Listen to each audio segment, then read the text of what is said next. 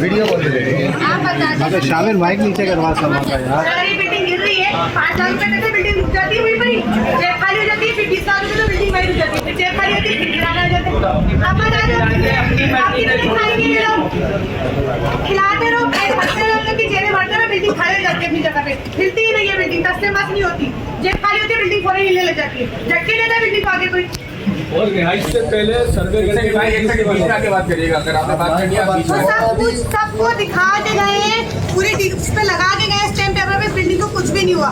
अब आगे से पैसे खाने के लिए आ गए, अभी दारू में पैसे इनके सब पीछे जाएंगे, खत्म हो जाएगा। अभी कुछ टाइम पहले ही जो है ना यहाँ बैठ के जो है ना बोल के गए कि भाई हमने जो है ना ये स्कीम के पैसे दिए, इस पौधे पे आने के लिए पैसे लगाए, इसके पैसे तो वसूल करते हैं, तो इसी तरह पैसे वसूल करेंगे। यहाँ पे करने वाले वो जब उनको दिखाया तो उन्होंने वो बच्चे को यहाँ से हटा दिया, यहाँ से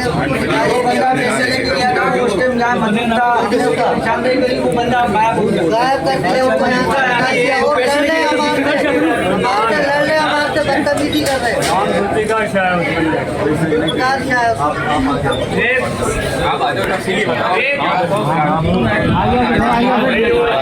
हमारे यहाँ